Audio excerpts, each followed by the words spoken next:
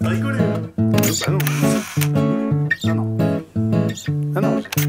J'ai souri, rigolé. Le premier de nous deux qui rira, c'est pas sourira, c'est rire. Rire, c'est pas sourire. C'est vrai, c'est exact, ça.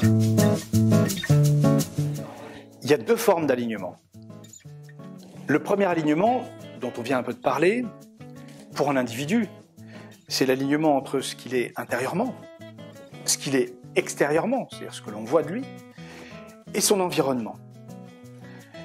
Si on interprète ça au regard de ce qu'est l'entreprise, évidemment, cet alignement, c'est sur ce que l'entreprise elle est elle-même dans son fonctionnement en interne, entre ce qu'elle peut être vis-à-vis de l'extérieur, vis-à-vis de ses clients, ses fournisseurs, etc., et comment elle s'inclut dans son environnement, dans la société, dans le collectif. Le deuxième type d'alignement, j'utilise beaucoup en individuel, c'est un concept qu'on peut assez facilement présenter comme le fonctionnement de la tête, du cœur et du corps. On se rend compte dans le fonctionnement d'un individu que la simple activation de son système cérébral ne suffit pas à rendre l'individu épanoui, même si c'est indispensable. Le simple fonctionnement correct et même optimal de son corps ne peut pas suffire à ce que l'individu s'épanouisse, même si c'est fondamental.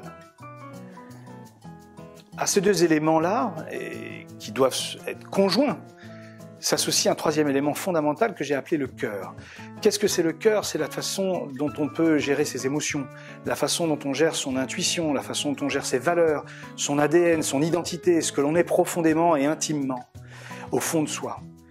Cet alignement entre ces trois notions-là, la tête, le cœur et ce corps, sont pour moi un des axes principaux de recherche de bonheur, de bien-être. Admettons l'idée que cette entreprise est un individu, est une personne à part entière. Ça veut dire quoi? Ça veut dire qu'elle aussi doit aligner sa tête, c'est-à-dire le dirigeant, le comité de direction, le comité exécutif, tous ces gens-là qui sont là pour penser, pour diriger, pour manager. Elle doit aligner également son corps, c'est-à-dire tous les salariés, les forces vives de l'entreprise.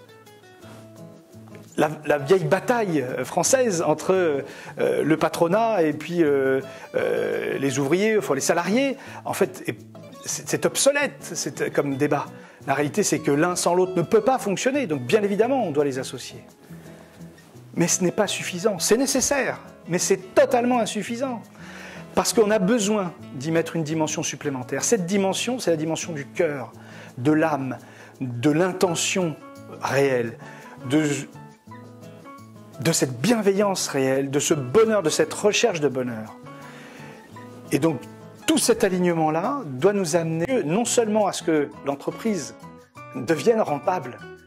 Pourquoi elle est rentable? Parce que tout le monde a envie d'y travailler, donc on y met une belle énergie, on y met une vraie volonté. Mais ce n'est pas suffisant. Elle est non seulement rentable, mais elle est source de bonheur, de joie et d'énergie positive pour chaque individu qui la compose. Mais elle est également source de cette énergie-là, positive, pour la collectivité, parce qu'elle s'inclut dans un tout. En réalité, l'essentiel de tout ça, c'est que nous sommes des êtres spirituels. On a besoin de donner un sens à notre vie individuelle, d'une part, mais on a besoin de l'inclure dans un sens collectif, dans un global, dans un tout. Voilà aujourd'hui ce que je souhaite faire de l'entreprise, avec l'entreprise, pour l'entreprise, et pour l'humanité. C'est ça qui nous intéresse, devenir meilleur et aider les autres à être meilleurs.